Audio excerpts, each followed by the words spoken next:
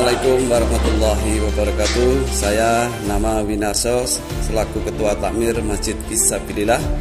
Kami mengucapkan banyak-banyak terima kasih kepada Lasismu Cabang Sidoarjo, kemudian Majelis MPKS, kemudian Pemuda Muhammadiyah, kemudian Nasihatul Asyah Cabang Sidoarjo, yang mana sangat peduli sekali dengan keberadaan kebersihan masjid. Kami sangat berterima kasih pula kepada ibu-ibu pimpinan Aisyah Ranting Sumput yang sudah ambil bagian dari kebersihan masjid.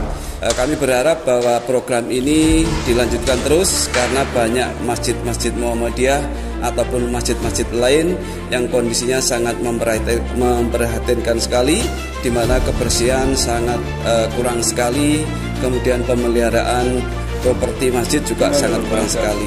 Ke depan kami berharap kepada pihak pimpinan cabang Lasismu Sidoarjo, kemudian MPKS, kemudian Nasihatul Asyah, kemudian Pemuda Muhammadiyah terus bergerak terus untuk bersihkan masjid dan menjadi sahabat masjid ke depan.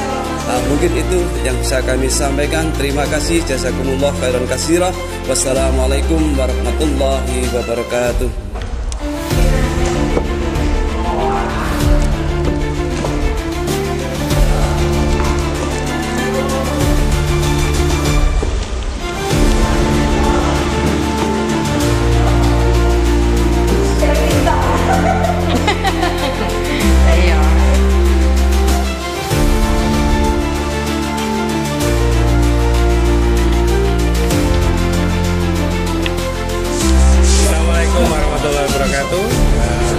Saya Renggono Sumono, Kepala Kantor Layanan Lasismu PCM Sidoarjo. Adapun yang melatar belakangi kegiatan ini, pertama karena ini adalah pilot project dari Kantor Layanan Lasismu pertama kali untuk menyambut bulan suci Ramadan tahun 1446 Hijriah, dan yang kedua untuk mensinergikan beberapa majelis dan ortum, di mana di sini ada Kantor Layanan Lasismu, Majelis MPKS Pembinaan Kesejahteraan Sosial, terus ada ortum yaitu pimpinan cabang Pemuda Muhammadiyah Sidoarjo dan pimpinan cabang Nasihatul Asyah Sidoarjo. Itu untuk sebenarnya tujuannya itu yang paling penting pertama siar dan mewujudkan program sinergitas yang telah dicanangkan oleh PCM Sidoarjo. Terima kasih.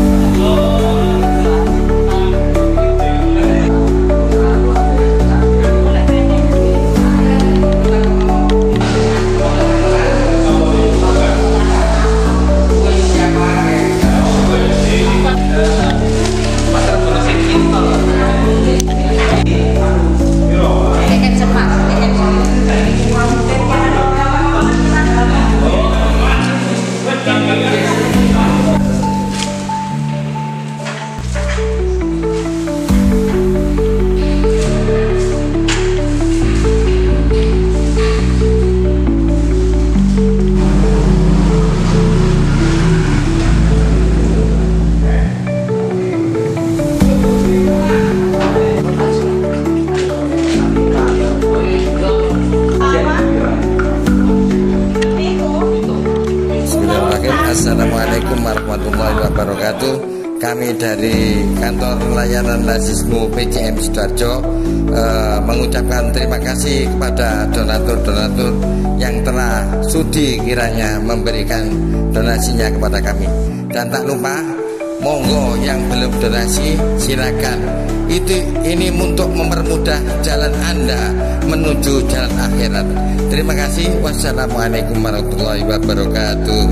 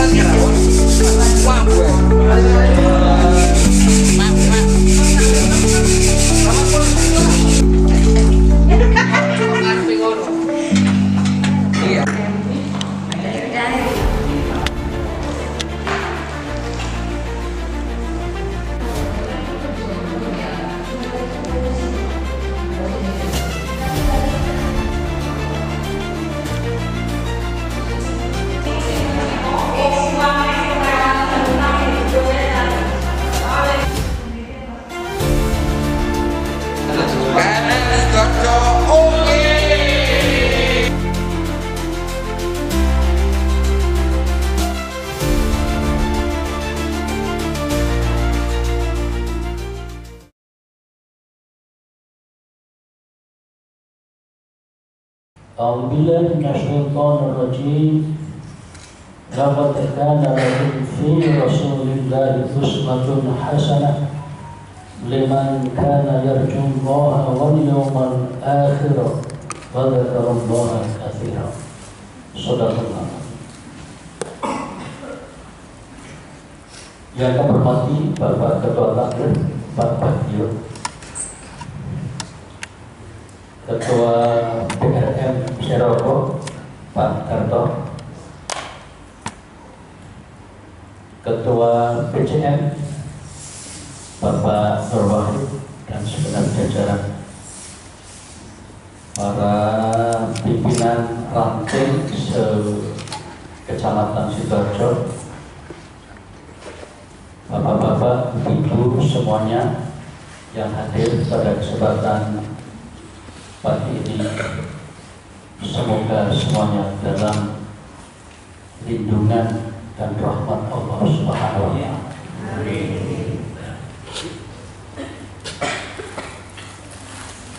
Saya sepakat ya, kalau ada masjid bagus seperti ini, ditambah halaman yang cukup luas. Pertama saya lihat di Google Map, itu juga sudah wah ini ada masjid di mana. Alhamdulillah Bapak Bagio sebagai Ketua Takmir mengizinkan kita ngaji di sini.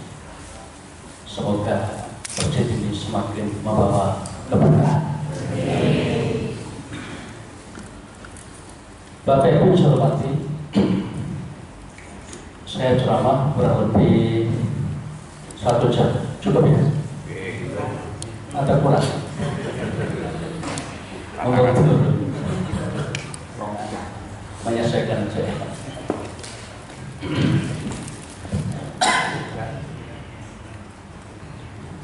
Sekarang ini kita berada di bulan Rabiul Awal 1447 Hijriah. Hampir di seluruh dunia saat ini kaum muslimin memperingati hari lahirnya Nabi Muhammad SAW yang disebut dengan Maulid Nabi, peringatan Maulid Nabi. Kenapa kaum muslimin hampir seluruh dunia memperingati Maulid Nabi? Ini perlu kita pelajari. Saya akan menyampaikan dari sisi sejarah. Sebelum itu, kita umumnya sudah paham bahwa menyelenggarakan kegiatan seperti peringatan Maulid Nabi seperti ini tidak ada syariatnya. Nabi tidak pernah memerintahkan, sehingga Nabi tidak pernah, apalagi bersendiri. Para sahabat seperti beliau juga tidak pernah mengadakan peringatan Maulid Nabi. Generasi berikutnya masa pagi juga tidak ada.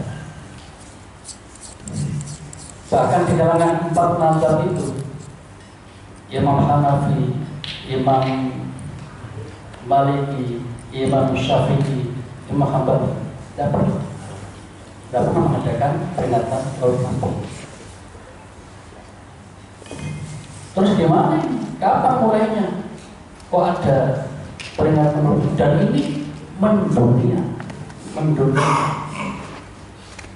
Bukan hanya di Sidoarjo, bahkan di beberapa negara itu resmi penyelenggaranya itu pemerintah, termasuk Indonesia itu resmi menyelenggarakan peringatan Ramadan. Sekedar untuk mengetahui tentang sejarah ini, ada dugaan, ya memang catatan sejarah itu bisa macam-macam. Peringatan Maulid Nabi itu pertama kali diselenggarakan sekitar abad ke-10 Masehi. Nabi hidup abad 7 Masehi. Beliau lahir 570 atau 71 itu 46, tapi hidupnya sampai abad ke-7. Beliau wafat sekitar tahun 630. Jadi hidup di abad ke-7 Masehi. Kira-kira 300 tahun setelah Nabi wafat, baru ada gagasan untuk mengadakan peringatan Maulid Nabi. Dan yang punya ini adalah orang-orang Syiah. Orang Syiah yang tinggal di Mesir. Orang Syiah yang tinggal di Mesir.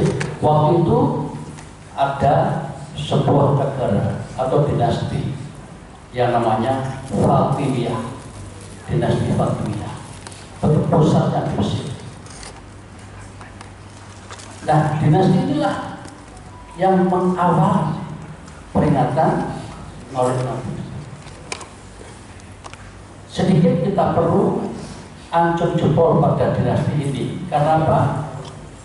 Dinasti Fatimiyah adalah dinasti yang termasuk pertama kali mendirikan perguruan tinggi Islam yang sampai sekarang ada, namanya Al-Azhar.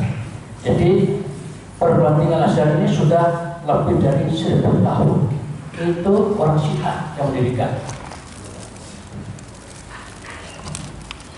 Di Al-Azhar itu yang mendirikan adalah Bani Fatimiyah, orang Syiah. Tapi kemudian Bani Fatimiyah ini tidak lama, ya, sekian ratus tahun, tumbang. Berdirilah dinasti baru Bani Ayyubiyah. Dinasti Ayyubiyah. Sehingga perguruan tinggi atau lembaga pendidikan Al-Azhar tadi yang pendirinya adalah orang Syiah lalu dilanjutkan oleh kalangan Ahlus Sunnah. Sampai sekarang itu Ahlus Sunnah yang pegang Al-Azhar. Kembali pada abad ke-10 itu, orang-orang Fatimiyah itu ketika mengadakan peringatan setelah dilacak, tidak hanya peringatan Maulid Nabi, tapi juga Ahlul Bait. Jadi berkali-kali mengadakan peringatan dalam setahun itu. Peringatan Maulid Nabi, ada peringatan Maulid Fatimah. Fatimah itu putri beliau. Ada lagi Maulid cucunya Hasan Husain. Dan ada lagi Maulid Ali bin Abi Thalib, menantunya dan juga keponakan. Jadi memang ada budaya suka peringatan-peringatan Maulid di kalangan dinasti Fatimiyah. Nah kemudian ya dari tahun ke tahun mungkin Fatimiyah ini yang terus mengadakan. Baru kira-kira abad ke-12, tadi kan abad 10 ya, baru kira-kira abad 12 kalangan Ahlus Sunnah ikut menyelenggarakan peringatan Maulid Nabi. Ahlus Sunnah.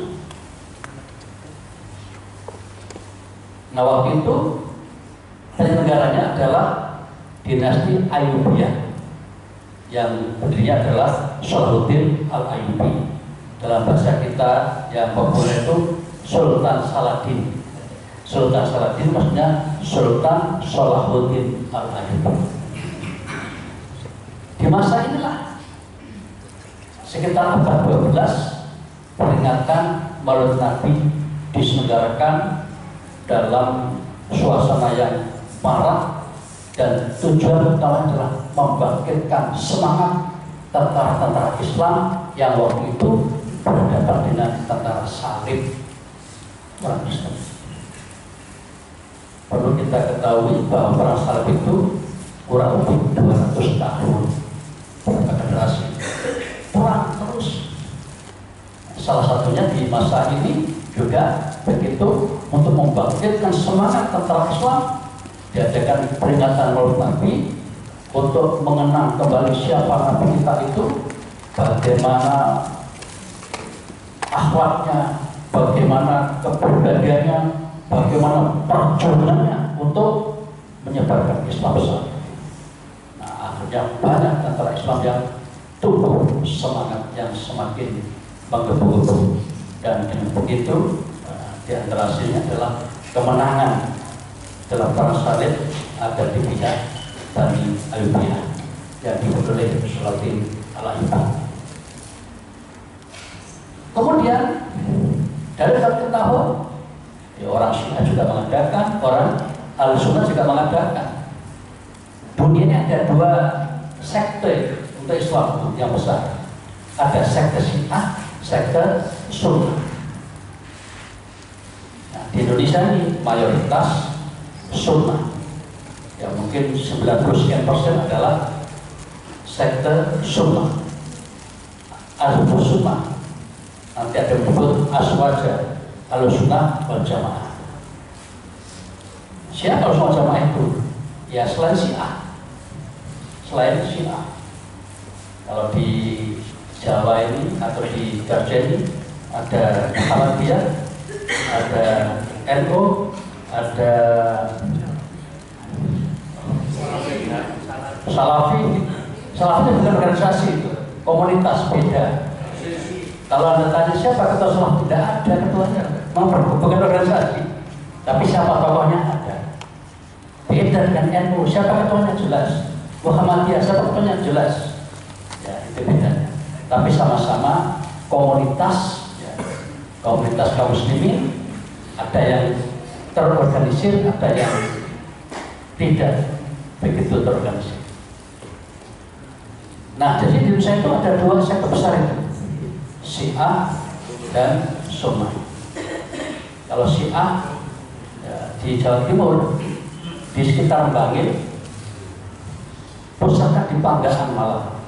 Itu mungkin malah pimpinan se-Jawa Timur itu terbesar di Panggalan. Ada lain juga di Madura juga, kapan sewaktu ramai itu. Kalau di daerah Jember juga ada. Nah, kalau di Jawa Barat di kawasan Bandung, ya, Bandung itu juga ada. Di Jakarta juga ada. Di Nampel juga ada. Tapi nggak begitu banyak. Itu Syiah. Selain itu semuanya Ahlussunnah. Semuanya Ahlussunnah. Nah, saya kembalikan bahwa peringatan Maulid Nabi akhirnya diselenggarakan oleh kalangan Syiah, juga kalangan Ahlussunnah. Kemudian di Indonesia, mulai kapan ada peringatan Maulid Nabi? Rupanya tradisi yang sudah berjalan di Timur Tengah tadi itu dibawa oleh dai-dai atau semacam ulama atau penyebar Islam, termasuk Ali Songo, membawa ke Indonesia, terutama di Jawa. Dan ketika sudah berdiri negara Islam dengan kerajaan Demak itu, maka pada masa itu peringatan Maulid Nabi itu diselenggarakan, yaitu mulai abad 15 Masehi. Abad 14 Masehi, Demak sudah mulai menyelenggarakan kegiatan peringatan. Semenjak itu abad 12, dari masa ke masa setiap tahun terus diadakan. Dan itu negara yang melapori, negara yang melapori, kerajaan ya, kerajaan yang melapori. Sampai sekarang. Nah, kita di Jawa ini ada dua kerajaan yang masih agak terdengar, yaitu kerajaan yang di Solo sama di Jogja. Keraton Solo, Keraton Jogja. Setiap tahun tetap mengadakan peringatan Nabi. Namanya apa? Sekaten. Kegiatan sekaten. Jadi kalau sekarang kita ke Solo itu ramai. Pasar malam terus kurang lebih 1 bulan, selama di bulan Rabiul Awal, dengan macam-macam aktivitas kegiatan. Di Jogja juga. Itu sudah berabad-abad diadakan yang namanya peringatan Maulid Nabi.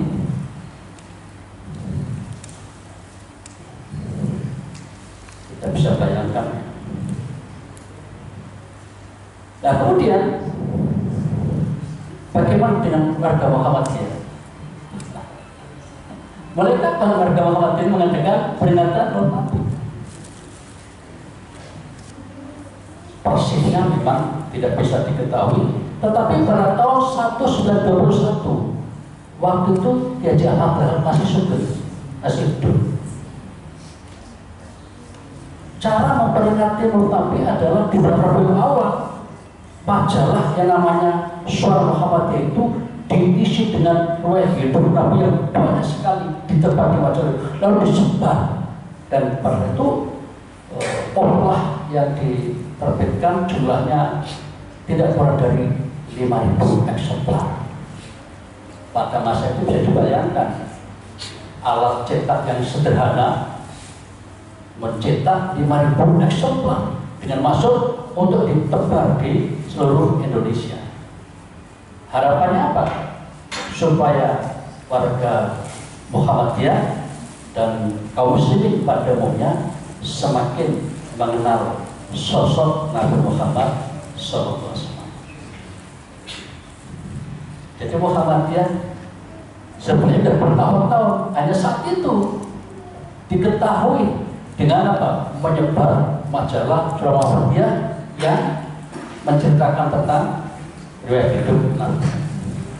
Di tahun berikutnya yang menarik, Suara Muhammadiyah sudah menimbun laporan-laporan kegiatan peringatan Maulid Nabi di kalangan warga Muhammadiyah.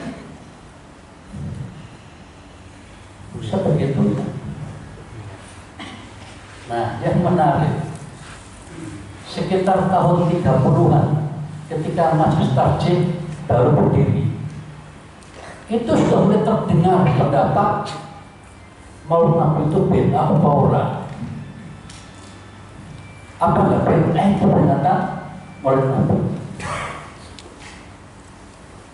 Saat itu sudah muncul ada pandangan pro kontra tentang penyelenggaraan peringatan Maulid Nabi. Walaupun sudah berabad-abad peringatan Maulid itu diselenggarakan, masing-masing masuk akal. Yang mengatakan bid'ah tanda petik masuk akal. Kenapa? Nabi tidak pernah mengadakan, sahabat tidak pernah mengadakan, ulama-ulama 300 tahun pertama itu belum ada yang mengadakan. Di hadis-hadis yang sahih tidak ada yang menganjurkan. Maka muncul orang yang berpikiran tanda petik keras mengatakan peringatan Maulid Nabi bid'ah.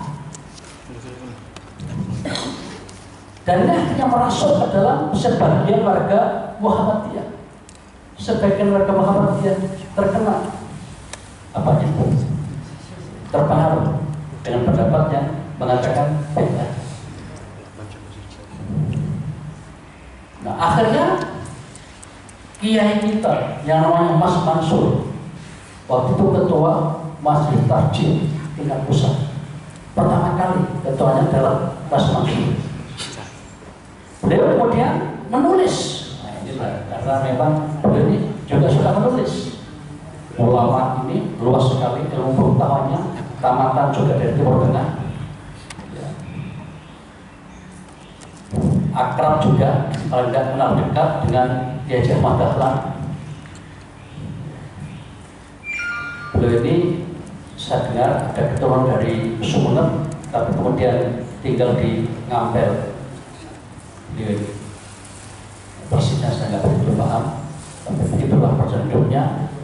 Dan ketika itu dia menulis tentang Maulid Nabi, bagaimana sebenarnya Maulid Nabi menurut Islam dalam pandangan beliau. Mas Mansur, Ki Haji Mas Mansur. Mas itu sebutan kehormatan. Kalau Solo biasa menyebut Mas. Kalau udah tua-tua begini, saya kalau ke Solo dipanggil terus seperti Mas Sudi, itu tetap Mas, panggilan biasa Mas. Tapi yang ini Mas Mansur ini semacam apa? Gelar kebangsawanan.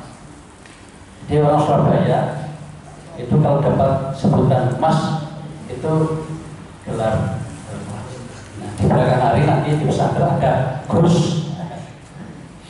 Gus itu juga sebenarnya gelar kehormatan untuk kalangan keluarga pesantren, keluarga kiai. Itu hanya kepercayaan ya, bukan agama itu bukan agama. Jadi silakan mau menyebut Gus, mau menyebut Mas, mau menyebut Cak, mau menyebut Rek, itu budaya saja. Nah, Mas Mansur ini ya Mas Mansur menulis.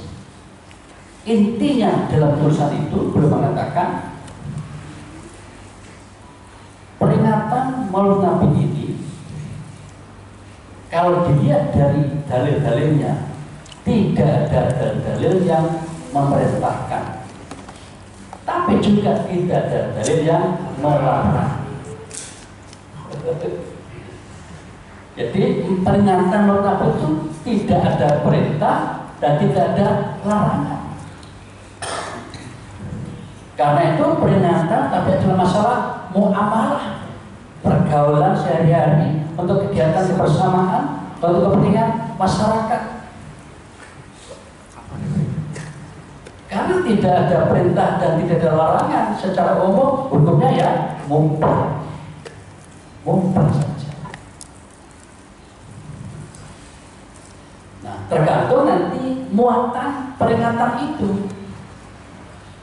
Apakah diisi dengan hal-hal yang baik atau diisi dengan hal-hal yang tidak baik? Jadi sesuatu yang mubah tadi itu bisa menjadi makruh bahkan haram, tapi bisa menjadi sunnah dan seterusnya. Tergantung muatannya.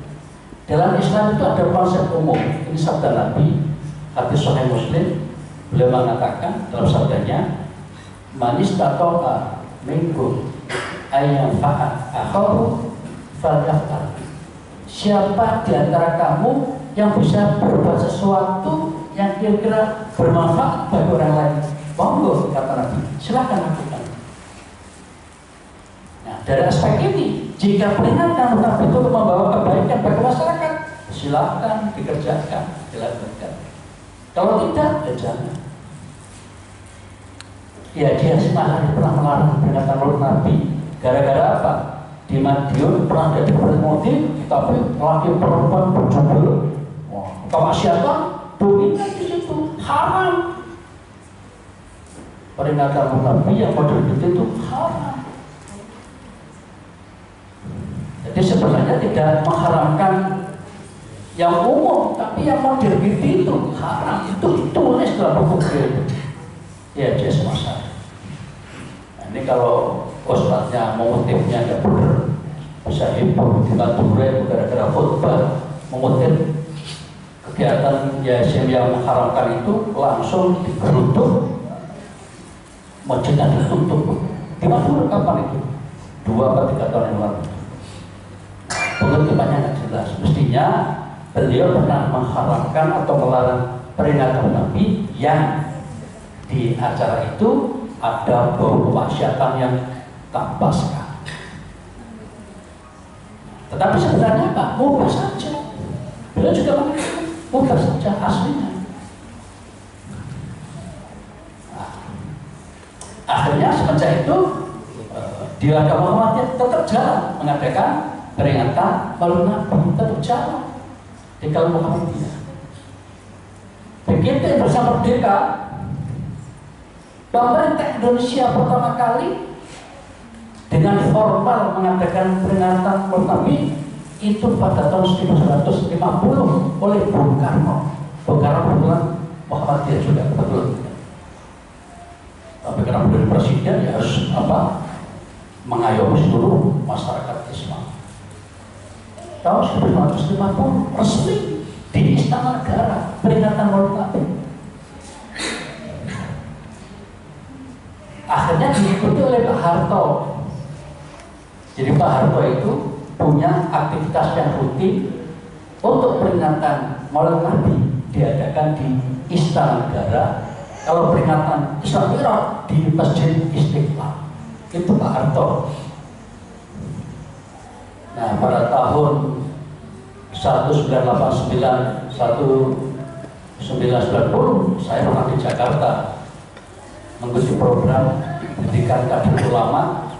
Nah, saat itu pas Maulid Nabi diajak rombongan untuk ke Istana Negara, ketemu Pak Harto, diajak salaman.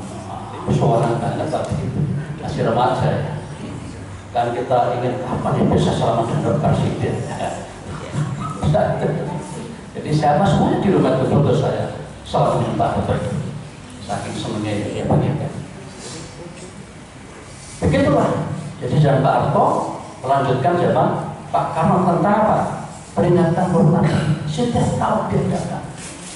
Umumnya malam tanggal 12 kalau peringatan Maulid Nabi. Nah, Muhammadiyah menyatakan peringatan Maulid Nabi tidak harus tanggal 12, boleh setelahnya, boleh setelahnya. Jadi lugas, jangan terpaku pada tanggal 12. Apalagi setelah ditelusuri dari aspek sejarah dan juga astronomi, kelahiran Nabi tanggal 12 problem itu dipertanyakan. Ada yang malah tanggal 11, 10. Kalau Syiah yakin banget tanggal 17.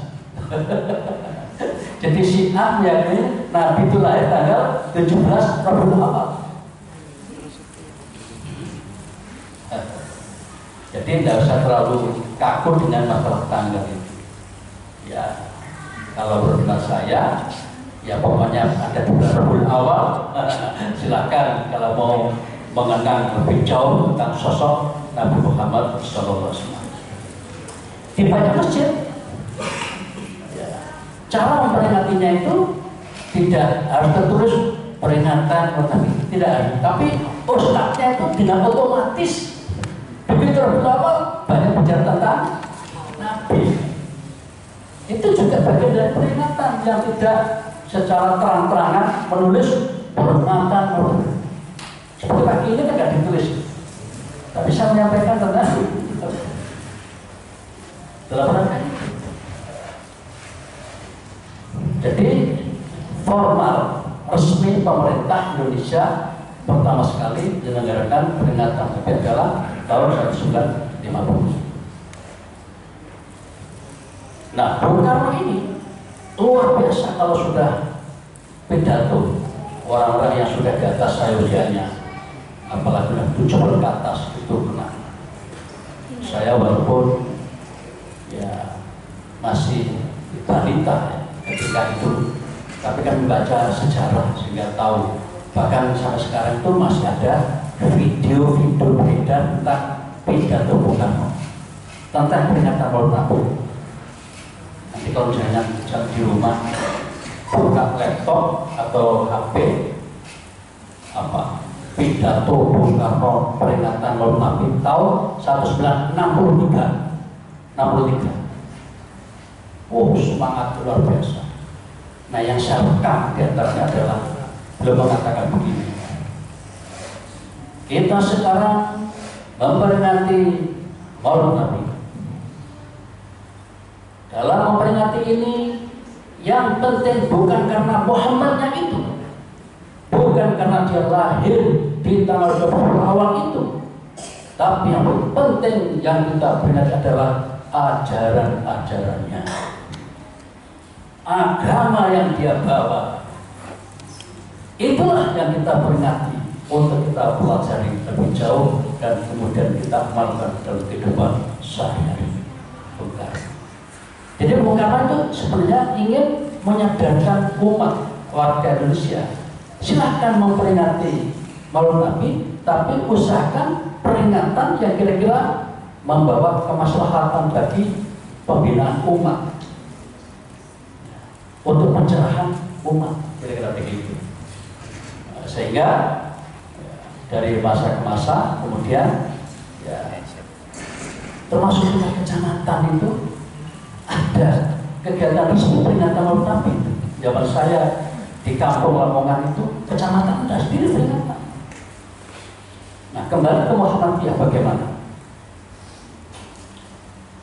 Salah seorang ketua Masjid Tarjih, mungkin di antara kita pernah dengar namanya Ki Wardan Diponegoro. Ki Wardan Diponegoro. Ki ya kiai. Ki Wardan Diponegoro. Beliau adalah pemimpin Masjid Tarjih yang terlama sepanjang sejarah, 26 tahun. Mulai tahun 1959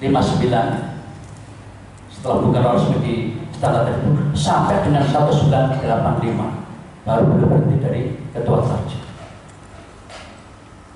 Yang saya sampaikan di sini adalah Ki Wardan Diponegoro ini, ketua Tarjih pusat ini, pernah dipercaya oleh Raja Yogyakarta untuk mempersiapkan konsep riwayat hidup Nabi untuk dibacakan pada acara sekaten di Yogyakarta.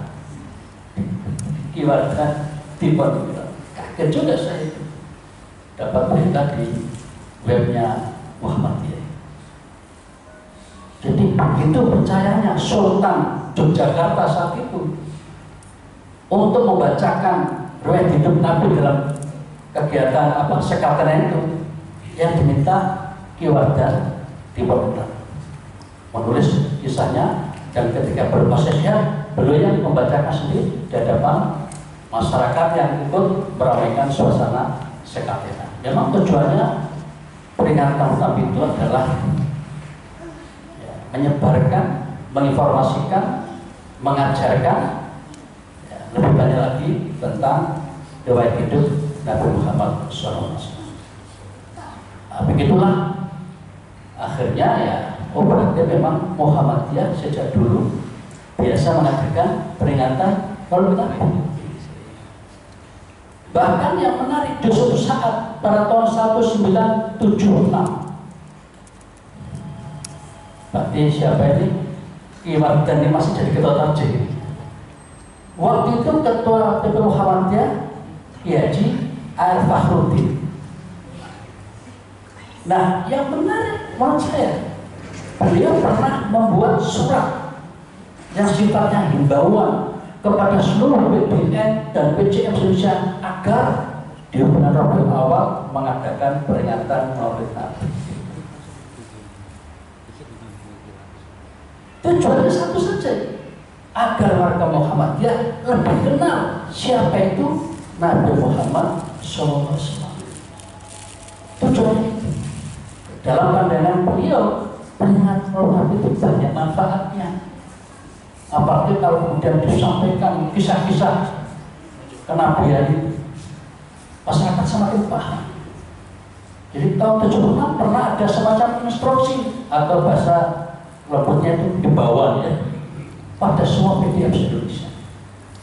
Saya baca ini di webnya Muhammadiyah, ditulis oleh Ki Haji Esnadi. Luar biasa menurut saya. Nah, para jemaah, Bapak Ibu hormati, sungguh demikian. Tetap aja muncul sebagian warga Muhammadiyah mempertanyakan keabsahan mengadakan peringatan Maulid Nabi. Apalagi teman-teman Salafi semakin tumbuh berkembang pesat di Indonesia ini, dan teman-teman Salafi itu umumnya kalau masalah peringatan ini haram, dilarang lah bahasanya. Nah, banyak para Muhammadiyah juga terpengaruh. Ketika juga kita membolehkan.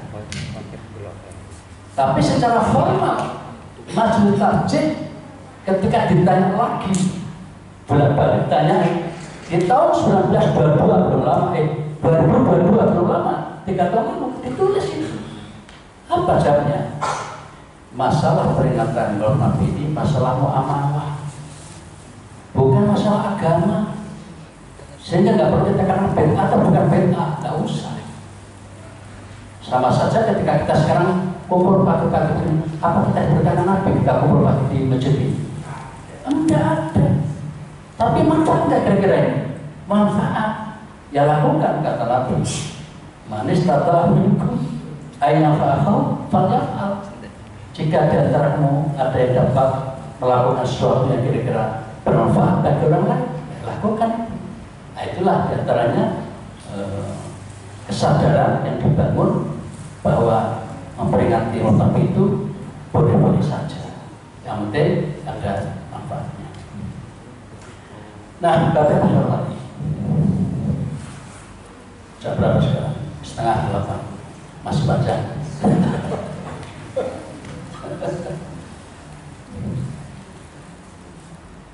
Orang-orang hebat di dunia ini yang kemudian jatuh cinta dan terkagum-kagum pada Muhammad SAW umumnya adalah orang yang lebih banyak mengenal sejarah hidup beliau. Jadi kalau kita ini kok biasa-biasa saja, jangan-jangan kita tidak banyak tahu tentang sejarah hidup Nabi. Orang yang tahu betul, yang membaca sejarahnya, lahirnya bagaimana, waktu balitanya bagaimana, waktu remajanya bagaimana, menjelang nikah, setelah nikah, setelah dia jadi Nabi, udah pimpin masyarakat di Makkah yang serba sulit, banyak gangguan dari para kafir Quraisy, lalu ada hijrah ke Madinah, setelah ke Madinah mengalami peperangan tidak kurang dari 40 peperangan semasa hidup beliau. Orang-orang yang membaca sejarah hidup beliau inilah yang kemudian akhirnya tersadarkan bahwa beliau ini bukan sembarang orang, bukan orang sembarangan, sehingga pantas menjadi teladan kita. Laqad kana lakum fi Rasulillahi uswatun hasanah. Nah, Bapak Ibu, orang-orang yang kemudian semakin cinta kepada Nabi, atau paling tidak semakin berkagum tentang sosok Nabi ini, ternyata bukan hanya di kalangan umat Islam. Banyak orang-orang yang belum Islam, masih non-Muslim, terkagum-kagum pada sosok Nabi Muhammad ini. Salah satunya adalah orang bernama Michael Ishaq. Beliau hidup sama kita ini di abad 20 masih ada. Nah, saya belum tahu apakah sekarang masih hidup atau sudah wafat, belum melacak saya. Tapi ketika saya masih mahasiswa, beliau masih hidup. Beliau adalah seorang profesor di bidang astronomi, kemudian sejarah sains, fisika, macam-macam lah ya keahliannya itu.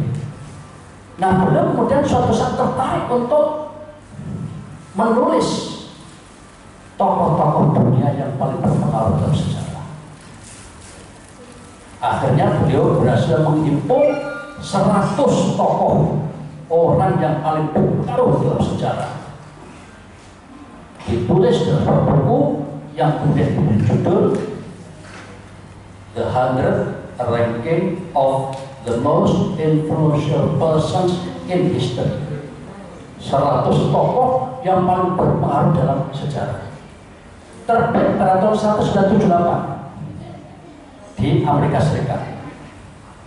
Kemudian saya tahu diterjemahkan pada tahun 80-an ketika saya mahasiswa itu sudah membaca buku.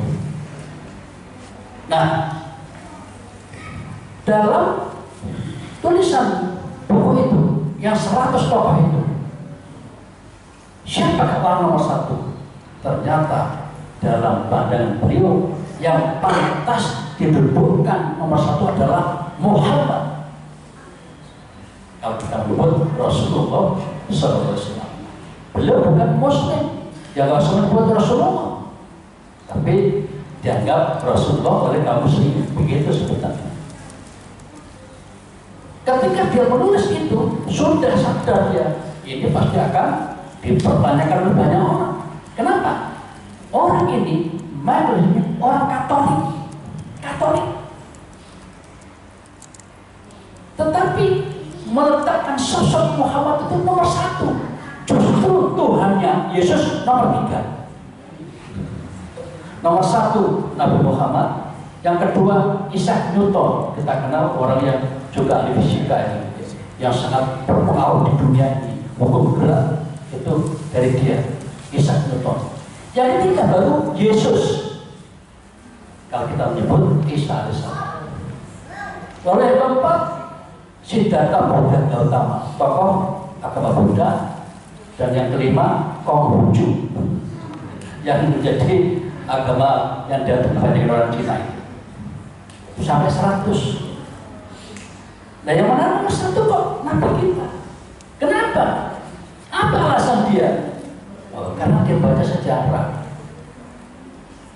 Beliau baca sejarah bagaimana pengaruh ajaran-ajaran dia, ajaran Muhammad itu kepada umat manusia. Ini pengamatan si Michael Edger. Nah dalam buku itu, untuk mengantisipasi agar orang tidak lagi bertanya-tanya, maka dia mengatakan, mengapa saya jatuh pilihan pada Muhammad sebagai orang nomor 1, orang yang paling berpengaruh di dunia ini dalam sejarah. Dia mengatakan, he was the only man in history who was supremely successful on both the religious and secular level. Dialah satu-satunya, kata dia, satu-satunya manusia yang telah meraih sukses luar biasa dalam 2 hal sekaligus, masalah keduniaan dan masalah keagamaan. Makanya di dunia ini doa yang paling populer adalah doa sapu jagat. Rabbana atina fid dunya hasanah wa fil akhirati hasanah. Itu Islam. Dan dia disebarkan oleh Muhammad kepada seluruh dunia. Linnasi kafah. Asalnya itu Islam itu untuk semua manusia. Hanya kan ada yang beriman dan tidak, kan itu terserah orang. Makanya jangan heran kemudian orang yang menjadi Muslim, wah, tingkat kedekatannya pada Tuhan luar biasa. Tapi di masyarakat, ketika bisnis juga luar biasa. Ketika jadi pemimpin politik juga luar biasa. Pengikut Nabi Muhammad SAW. Itu pengakuan Michael Edger. Tentu belum mengatakan begini karena membaca sejarah beliau itu yang saya maksudkan. Jadi kalau kita ingin lebih dekat, baca sejarah beliau. Dan sekarang gampang membaca itu. Di HP ini sejarah Nabi itu nggak entek, saking banyaknya. Apalagi sekarang ada AI, ada GPT, waduh. Jadi kalau kita udah ngomong itu seperti berhadapan. Saya perahiran. Terima kasih Prof. Lo kok tahu kalau saya profesor? Ya baca-baca katanya. Itu jadi luar biasa. Jadi kita sekarang mudah dari teman kita. Tapi hati-hati kalau dari internet itu, karena ya betapapun itu dari sumber-sumber yang terbaru. Itulah Michael Edger. Jatuh pilihan kepada Muhammad untuk menjadi ranking yang pertama. Dan saya kira karena belum baca As-Sirah An-Nabawiyah, walaupun dia tetap Katolik, itu kan masalah hidayah. Masalah hidayah. Jangankan orang seperti yang Michael Edger, paman Nabi yang bernama Abu Thalib, tetap tidak bisa masuk Islam. Pamannya DV hari-hari sangat mencintai Nabi Muhammad SAW, melindungi Nabi Muhammad mulai dari anak-anak usia 8 tahun itu diasuh oleh Abu Thalib sampai Nabi umur 50 baru Abu Thalib meninggal. Lalu terjadi peristiwa Isra Mi'raj sekitar Nabi usia 50-an, sekitar itulah. Nah, jadi para jamaah, kalau kita ingin menjadi orang yang seperti Michael Edger dalam pengertian bisa menempatkan Muhammad sebagai orang yang terhebat, bacalah sejarah hidup. Ada satu lagi ini dari Inggris, namanya George Bernard Shaw. Dia juga menulis buku yang berjudul The Genuine Islam, artinya Islam yang sesungguhnya atau Islam sejati. Dia orang Katolik juga. Kok nulis Islam yang sesungguhnya, dari mana dia tahu? Ya dari membaca dari hidup Nabi dan baca ajaran Islam. Kan dia seorang ilmuwan. Penjaga Inggris George Bradshaw. Nah, ada ungkapan yang sangat indah yang mungkin agak sulit ya membuktikannya. Tapi karena saking percayanya, saking percaya pada sosok Muhammad yang unggul ini, dia menulis dalam buku itu The Journey Islam. Apa kata dia? I believe, saya percaya, if there is man like Muhammad, jika ada orang seperti Muhammad kemudian Israel memimpin dunia modern sekarang ini, he will succeed in solving its problem in a way that is peace and happiness. Maka saya percaya maka orang yang memimpin dunia yang seperti dia ini akan sanggup mengatasi segala problem yang muncul di dunia ini dan akan membawanya ke arah perdamaian dan kebahagiaan. It is peace and happiness. Apa ya orang ngomong seperti itu? Itu saking apa ya? Begitu dia membayangkan betapa hebatnya sosok Nabi Muhammad itu. Walaupun dunia ini punya problem yang begitu banyak, semuanya akan bisa diatasi oleh beliau. Andaikan ada orang seperti beliau, silakan kalau nanti menemukan bukunya The Genuine Islam. Saya pernah nyoba di Teratada Pandai. Saya dapat kutipan-kutipan. Ini pengakuan laki-laki bukan Muslim. Tapi saya yakin karena dia membaca sirah Nabi, hidup Nabi, membaca ajaran Islam, bahkan dia berani menulis dan juga Islam yang sesungguhnya, Islam sejati. Maka tidak heran kalau kemudian dia mengatakan dengan kesimpulan yang seperti itu. Dan pada masa itu, ya masih sekitar abad 19, kalau suatu saat Islam akan dipeluk oleh orang-orang Barat, ramalan dia kira-kira 200 tahun lalu itu terbukti. Sekarang banyak sekali orang-orang Eropa satu demi satu masuk Islam, bahkan sejumlah gereja itu kosong lalu dijual, dibeli oleh umat Islam jadi masjid.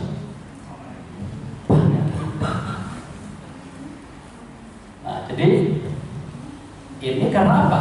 Kembali membaca sejarah hidup Nabi Muhammad SAW. Karena itu maka dalam suasana Rabiul Awal, kalau kita mungkin masih nggak nyaman menyebut peringatan Nabi misalnya, nggak usah nulis itu, tapi cobalah di bulan Rabiul Awal itu disempatkan untuk menyisihkan waktu agak banyak membaca sirah Nabi.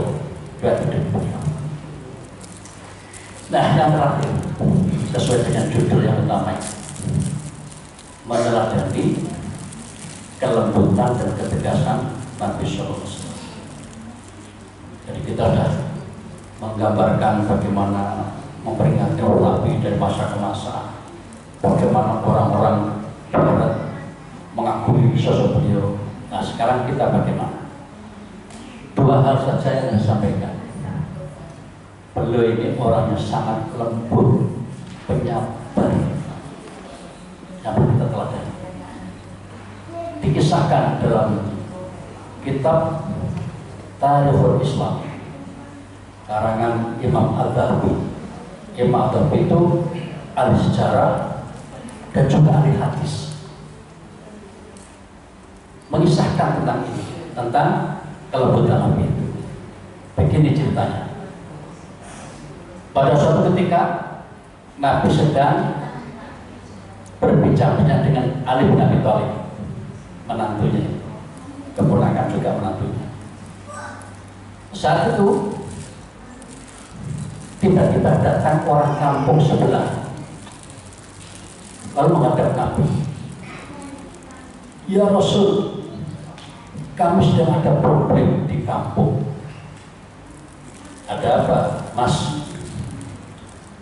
Beberapa orang di kampung itu saya ajak masuk Islam dan mau. Lalu saya katakan pada mereka, nanti kalau panjenengan semua masuk Islam, kami akan membantu, termasuk kemungkinan pangan, bahan makanan dan sebagainya. Ya Rasul, mulai beberapa pekan ini kami sedang terkena paceklik. Jadi kami sedang menerima musibah paceklik, susah cari makan. Ya Rasul, saya khawatir kalau masyarakat saya itu nanti kalau nggak bisa makan, mereka kembali murtad, tidak lagi beragama Islam. Ya Rasul, tolong apabila mungkin kami dibantu untuk sedikit membantu meringankan beban mereka. Saat itu Nabi tanya pada Ali, baik Ali bin Abi Thalib, bagaimana keuangan kita, Baitul Mal waktu di Jabal Ali bin Abi Thalib, waktu menipis bahkan tidak ada lagi. Artinya jadi memang di mana-mana sudah mulai berkurang ya, masalah ekonomi melemah. Nah, ketika Nabi berbicara dengan Ali tadi itu, ada orang namanya Zaid bin Sa'mah.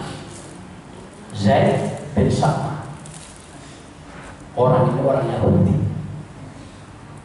Jadi mendengar Nabi dan Ali ngomong itu, memang sudah lama dia tuh nguntit, kepingin dekat dengan Muhammad.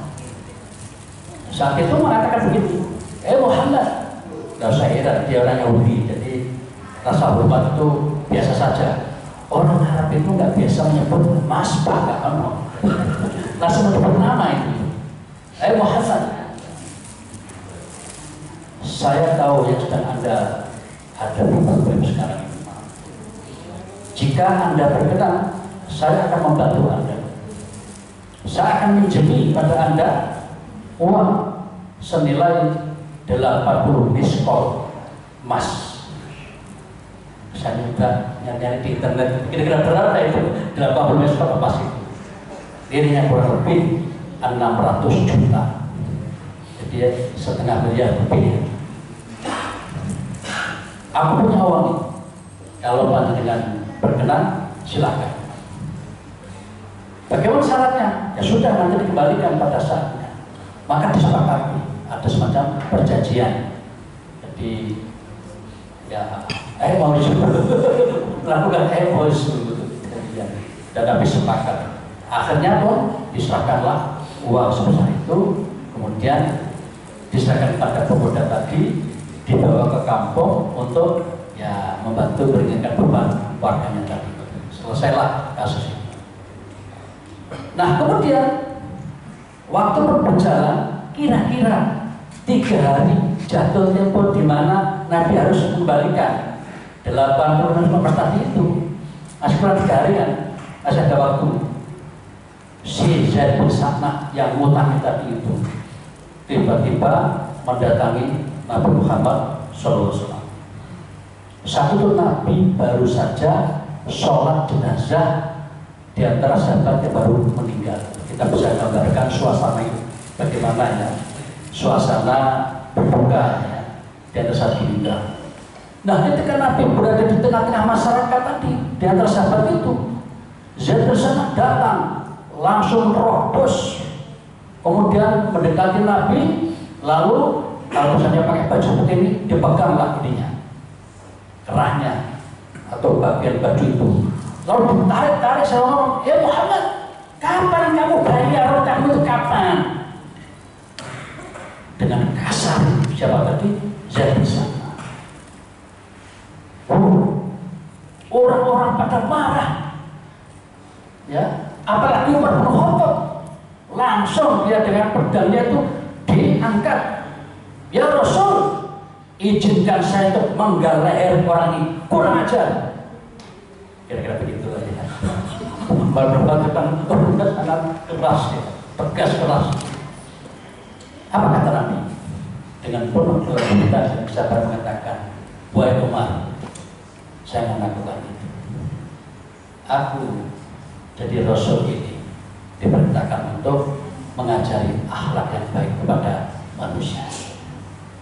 Sekarang kalau engkau membantu saya, segera cari dana, kumpulkan senilai dalam beberapa emas, kemudian nanti diserahkan pada Tuan Zaid bin Sanai. Nah, Zaid pun pulang, Umar siap untuk keliling mencari dana dalam jumlah sekitar tadi itu 600 sekian juta rupiah kalau kita kurskan sekarang. Dalam waktu yang lama terkumpul. Ya Rasul, ini sudah terkumpul uang senilai 800 emas. Kapan saya menyerahkan ke Tuan Zaid? Umar, jangan itu yang kamu serahkan, tanggal nomornya. Loh, kenapa Rasul kok suruh nambahin? Kan sesuai dengan hutangnya dulu. Enggak, kamu kemarin bersikap kasar sama dia sebagai tanda apa ya, untuk mengganti kekasaran kemarin itu, tambahilah 20 takar kurma. Nggak tahu takar berapa, dikatakan Nabi 20 takar kurma sebagai tanda merasa bersalah kemarin bersikap kasar di depan Tuhan. Baik Rasul, saya siapkan. Di hari itulah kemudian Umar bin Khattab membawa barang-barang tadi itu ke rumah Zaid bin Sanai. Sampai di rumah Zaid bin Sanai, Umar mengatakan, wahai Tuan Zaid, kami diperintahkan oleh Rasul untuk menyerahkan kepada Anda. Monggo Anda terima. Dan ini tambahannya. Kata Zaid, apa itu? Kok tambahan berapa itu? Diceritakan sesuai dengan maksud Nabi. Umar, kata Zaid, kamu belum kenal saya. Saya orang yang paling kaya di kampung ini. Paling kaya. Umar bin Khattab semakin penasaran. Wahai Tuan Zaid, kalau panjenengan orang paling kaya, kenapa kemarin itu kok nagih kepada Nabi sebab tidak punya uang sama sekali? Dengan kasarnya begitu. Kenapa kemarin itu kau seperti itu? Apa kata Zaid? Wahai Umar, ketahuilah sebenarnya itu bukan keinginan saya. Itu karena penasaran saya. Saya ini pendeta Yahudi, ulama Yahudi yang untuk membaca panjang lebar tentang ajaran Yahudi, dan di dalam ajaran Yahudi itu ditemukan tentang keterangan akan datangnya Nabi baru. Dan Nabi itu mempunyai sifat-sifat seperti ini. Wahai Umar, dari sekian kriteria atau sifat-sifat Nabi itu masih ada 2 yang belum bisa aku buktikan langsung kepada Muhammad itu Nabi apa bukan? Umar penasaran. Baik Tuan Zaid, apa yang kau maksudkan 2 sifat yang belum panjenengan ketahui itu? Wahai Umar, yang aku lihat adalah bahwa sifatnya itu yasbiku ilmuhu jahlahu, kesabarannya, kelembutannya itu mendominasi kebodohan dan kecerobohannya, sehingga dikenal sangat hati-hati. Dan yang kedua, wala tazidu syiddatul jani alaihi illa ilma, semakin diperlakukan kasar, orang itu semakin menunjukkan kelembutannya. Wahai Umar, kemarin saya sengaja mengkasari dia itu, saya ingin tahu apakah dia marah atau malah lembut. Dan ternyata benar-benar beliau menunjukkan kelembutan dan kesabaran. Untuk itu Umar, saksikan sekarang juga saya beriman pada Allah dan Muhammad sebagai Rasul, Islam sebagai agama. Masuk Islam. Dan setelah itu mengatakan, wahai Umar, kekayaanku yang banyak ini lebih dari 50%-nya akan aku sedekahkan untuk umat Islam. Allahu Akbar. Senang sekali Umar bin Khattab. Itulah salah satu sifat Nabi yang sabar, yang lembut, tidak gampang marah. Satu lagi ketegasan. Satu lagi ketegasan. Kan udah 8 tahun. Untuk yang kedua ini dimuat dalam kitab As-Sirah An-Nabawiyah karya Ibnu Hisham, termasuk kitab tarikh yang paling bagus, paling tua sejak kira-kira abad ketiga Hijriah itu sudah ada buku ini. Nah, dalam buku itu diceritakan suatu ketika ada orang kampung, kalau tadi kan lebih ke tadi sudah ya, di Madinah juga. Nah, yang kedua ini ada orang kampung. Oh, tadi di Madinah, sekarang di Mekah. Kebalik. Tadi cerita di Madinah, jadi di sana itu. Nah, sekarang ini kisah di Mekah. Ada orang kampung datang ke kota Mekah, membawa seekor unta untuk dijual karena ada kebutuhan bagi keluarga. Begitu jalan-jalan, siapa yang mau beli seekor unta beli saya ini, monggo. Datanglah siapa? Abu Jahal. Kita kenal Abu Jahal, orang yang sangat kuat memusuhi Nabi. Abu Jahal. Apa kata Abu Jahal? Pemuda, sini kamu. Ya Tuhan, apakah Tuhan berkenan membeli unta beli saya ini? Oh iya. Sekarang untanya ini kamu masukkan ke, kalau bahasa kita tuh kandang milik saya itu. Abu Jahal orang kaya, punya banyak unta lagi yang lain. Masukkan ke sana. Baik Tuhan, saya barusan. Kemudian dimasukkan, ditaruh dan sebagainya, lalu selesai lapor. Tuhan, sudah saya ikat di dalam sana, dan sekarang saya menunggu mana uangnya. Apa kata Abu Jahal? Oh, kalau masalah uang gampang, nanti aja. Ya Allah. Padahal dia ini butuh segera digunakan untuk keluarganya di kampung. Dia katakan, Tuhan, saya dan kami sekeluarga membutuhkan uang itu untuk kepentingan keluarga kami, tolong bisa segera dibayarkan. Kamu ini siapa ini? Macam-macam lah. Abu Jahal kan bangsawan ya, yang sangat dihormati di kalangan masyarakat Mekah. Akhirnya ngelongsor pemuda ini. Bagaimana caranya meminta uang unta tadi? Datanglah ke beberapa orang di sekitar rumah Abu Jahal itu. Tuan, mungkin kalau di sini itu ada orang cangkruan. Ada cangkruan. Ditanya, tuan, bisa nggak panjenengan bantu saya? Bantu apa? Saya itu sudah menjual seekor unta dan dibeli oleh tuan itu, Abu Jahal maksudnya. Tapi setelah saya serahkan unta saya ini, sampai sekarang belum dibayar. Bisa nggak dengan membantu memintakan ke beliau? Apa kata orang yang cangkruan ini? Memang namanya Abu Jahal.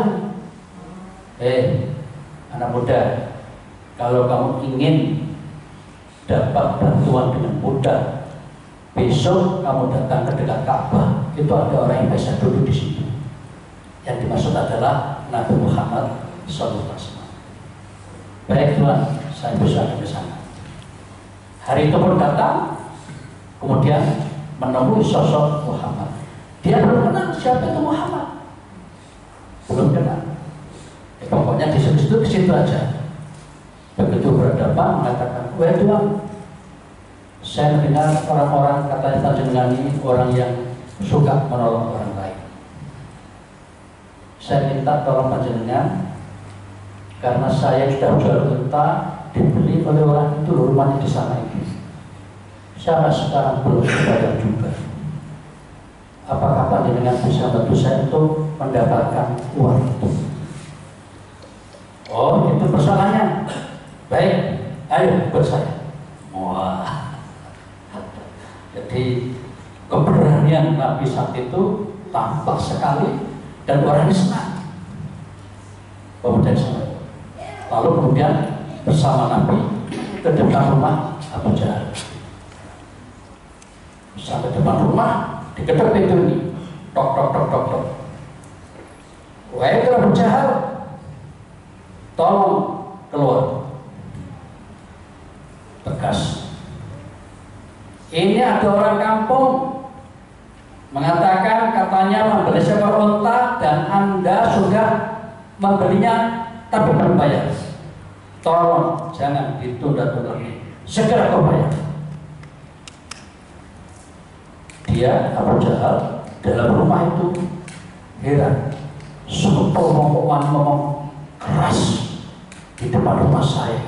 Tidak biasa ada orang berani ngomong keras di depan Abu Jahal. Siapa ini orangnya?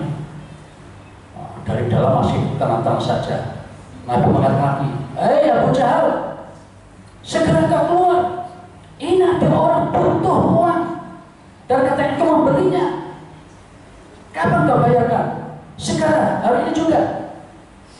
Akhirnya Abu Jahal menang. Oh, ini kayak suara Muhammad. Saat itu adalah musuh bebuyutan. Mungkin bagi kita itu musuh bebuyutan. Muhammad, Nabi kita, dan Abu Jahal. Akhirnya pun keluarlah Abu Jahal itu membuka pintunya, pintu rumah. Ternyata betul itu Nabi Muhammad SAW. Nabi mengatakan, hei Abu Jahal, benarkah engkau telah membeli seekor unta milik orang ini? Jika benar, awas, segera kau bayar. Jangan ditunda-tunda lagi. Apa kata Abu Jahal? Gak ngomong apa-apa. Baik, baik, baik. Penuh ketakutan. Penuh ketakutan. Lalu di dalam rumah ambil uang, uangnya banyak. Abu Jahal itu orang kaya. Akhirnya kemudian setelah dikumpulkan uang sesuai dengan harga yang disepakati, diserahkan pada pemuda itu. Ini monggo. Terima kasih. Kemudian Nabi pamit pulang. Dan pemuda ini pun alhamdulillah terima kasih banget, kemudian pulang juga. Nah ketika pulang itu nampiri orang yang cangkruan tadi yang kemarin beri info. Tuan terima kasih, Anda benar sekali. Ternyata orang itu yang merosot itu luar biasa. Loh, apa yang terjadi? Kaget orang cangkruan itu. Kenapa? Sebenarnya orang tadi itu ingin mengadu supaya perang Brontoyudo antara Abu Jahal dengan Nabi Muhammad. Ternyata tidak terjadi. Justru Abu Jahal kelepek-kelepek kayak sama mau apa-apa. Ketika dikatakan, siapa benar? Tidak berani, tidak bisa berbuat apa-apa. Maka teman-teman tadi penasaran. Kok benar ya Abu Jahal tidak berbuat? Pemuda itu pulang ke kampung.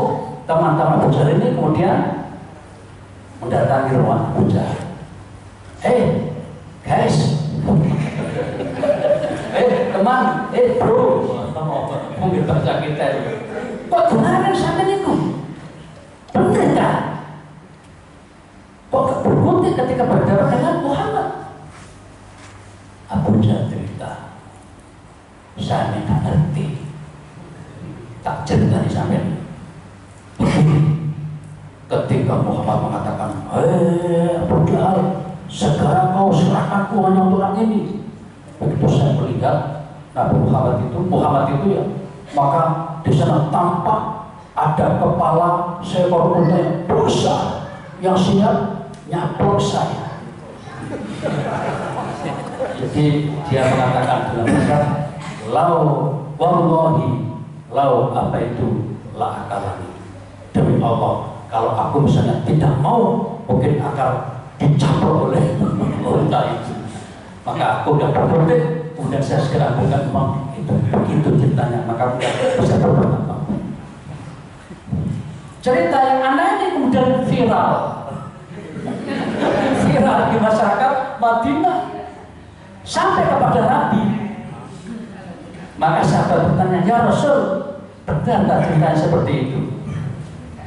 Nabi kan nggak melihat ya, tapi Nabi mengatakan, Ya, memang Allah senantiasa menyuruh malaikat Jibril untuk melindungi saya ketika saya sedang menghadapi bahaya. Dan kemarin itu sengaja mengirim malaikat Jibril untuk melindungi saya biar Abu Jahal gak macam-macam. Begitulah ceritanya. Jadi suatu ketika Nabi bersikap tegas. Maka jika kita melihat wajah umat Islam suatu ketika kok lembut, penyabar, tapi di kesempatan kok tegas, berani menghadapi tantangan, memang itu bagian dari akhlak Nabi yang ditularkan untuk kita semua. Para jemaah, Bapak Ibu, saya kira sudah jam 8 tepat. Jadi waktunya habis untuk saya. Dan akhirnya saya ingin menyampaikan terima kasih kepada semuanya yang telah sabar menunggu dan ngaji bersama di Masjid Baitul Ma'mur yang indah ini. Ya, kembali kami sampaikan terima kasih pada Bapak Ketua Takmir dan segenap jajarannya, dan kepada semua Bapak Ibu yang hadir yang bisa mengikuti kajian pagi ini. Kita mohon kepada Allah, semoga yang kita lakukan di pagi ini bagian dari tanda cinta kita kepada Nabi Muhammad SAW. Kita mohon kepada Allah, semoga kita senantiasa dilindungi oleh Allah, kemudian diberikan kesehatan lahir dan batin, dan semoga kita dimudahkan di dalam mengamalkan ajaran Islam ini dengan sebaiknya. Bahkan kita mohon kepada Allah, semoga kita hingga akhir hayat nanti tetap bisa melakukan amal-amal soleh, sehingga pada saatnya kita termasuk yang husnul khatimah. Terima kasih. Wassalamualaikum warahmatullahi wabarakatuh.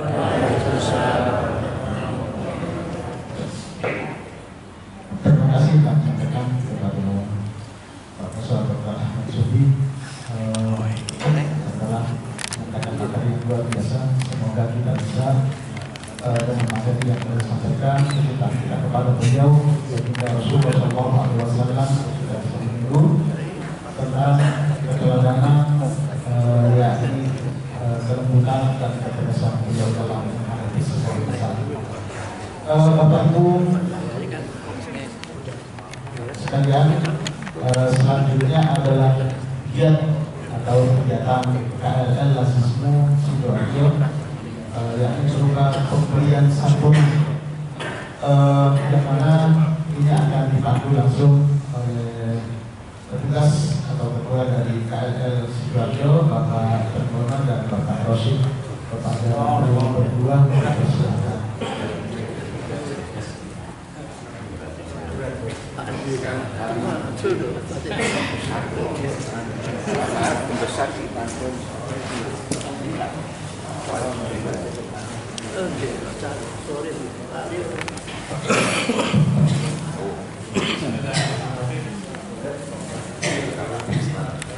Assalamualaikum warahmatullahi wabarakatuh.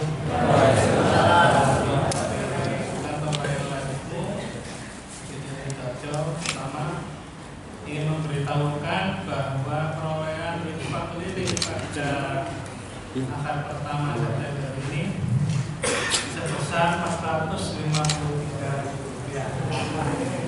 dan kami informasikan bahwa semua perolehan infak keliling ini akan kami tasarufkan langsung kepada PTRM Sarirogo sebagai pengetahuan operasional PTRM Sarirogo. Kepada yang terhormat Ketua PTRM Sarirogo, kami mohon maju ke depan untuk menerima infak ini.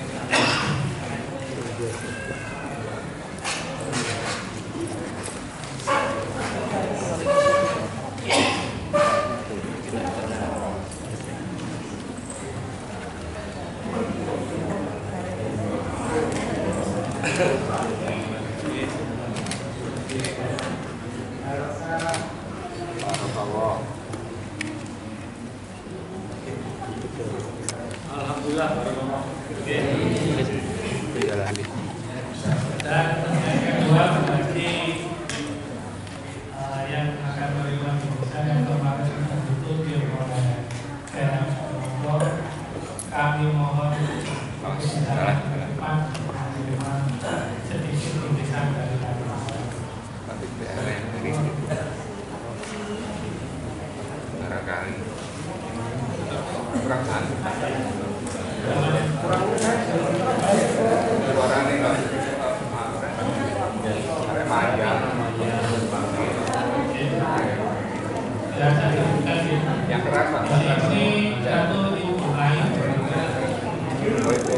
Ibu Dewi, Bapak Istaqim, Bapak Iqbal Rojidi, dan Bapak Muhammad Rohim. Mohon kesediaannya untuk maju ke depan. Kepada Ustaz Profesor Ahmad mohon bantuannya. Dari Ketua PJM Sidoarjo, Pak Wakil, kami mohon bantuannya untuk menyerahkan bantuan dari KLL PJM Sidoarjo.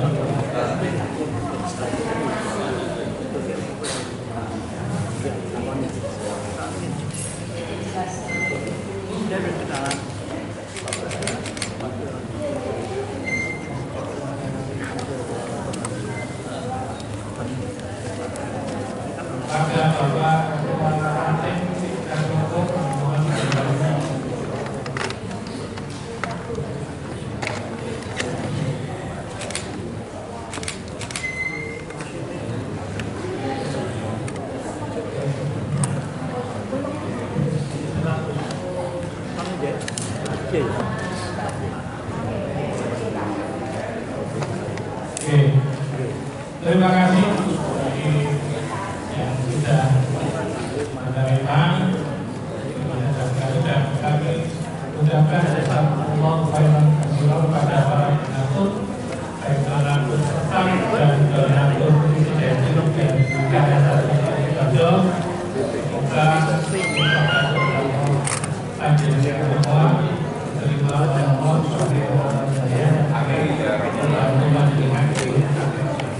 dan kami juga masih membuka pendaftaran dengan tetap di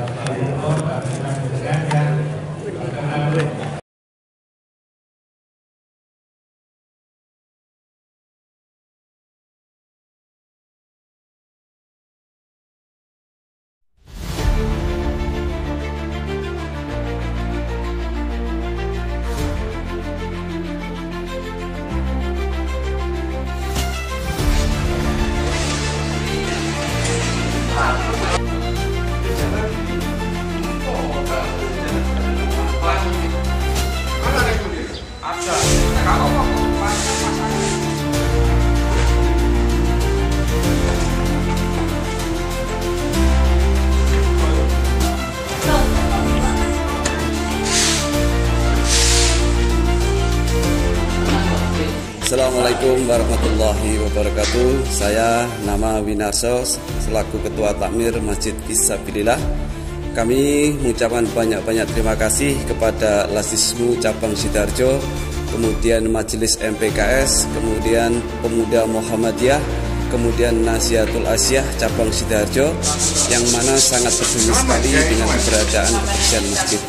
Kami sangat berterima kasih pula kepada ibu-ibu pimpinan Aisyah Ranting Sumput yang sudah ambil bagian dari kebersihan masjid. Kami berharap bahwa program ini dilanjutkan terus karena banyak masjid-masjid Muhammadiyah ataupun masjid-masjid lain yang kondisinya sangat memprihatinkan sekali, di mana kebersihan sangat kurang sekali, kemudian pemeliharaan properti masjid juga sangat kurang sekali. Ke depan kami berharap kepada pihak pimpinan cabang Lasismu Sidoarjo, kemudian MPKS, kemudian Nasihatul Asyah, kemudian Pemuda Muhammadiyah terus bergerak terus untuk bersihkan masjid dan menjadi sahabat masjid ke depan. Mungkin itu yang bisa kami sampaikan. Terima kasih, jazakumullah khairan katsirah. Wassalamualaikum warahmatullahi wabarakatuh.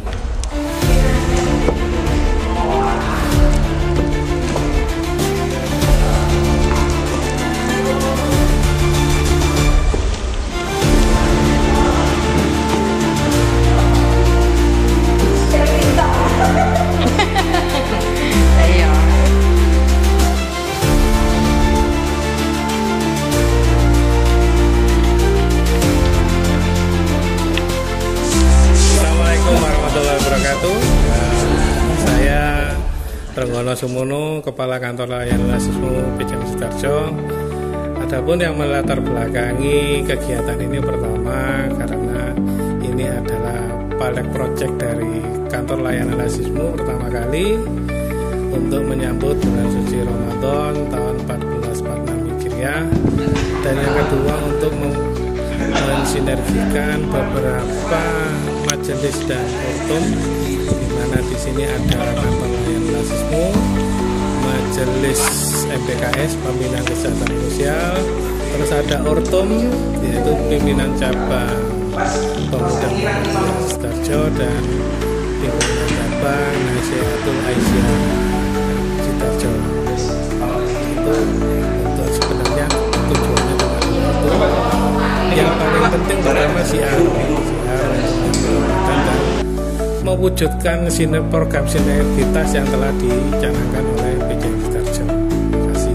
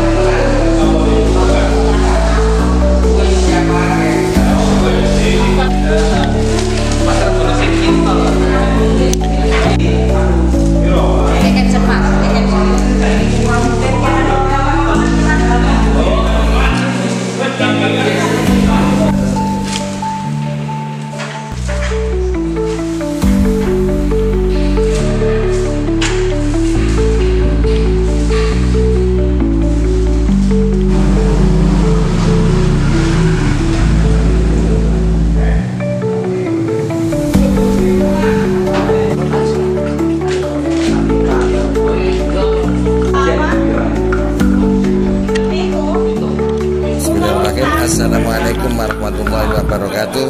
Kami dari Kantor Layanan Rasisme PCM Sidoarjo mengucapkan terima kasih kepada donatur-donatur yang telah sudi kiranya memberikan donasinya kepada kami. Dan tak lupa, monggo yang belum donasi silakan. Ini untuk mempermudah jalan Anda menuju jalan akhirat. Terima kasih. Wassalamualaikum warahmatullahi wabarakatuh.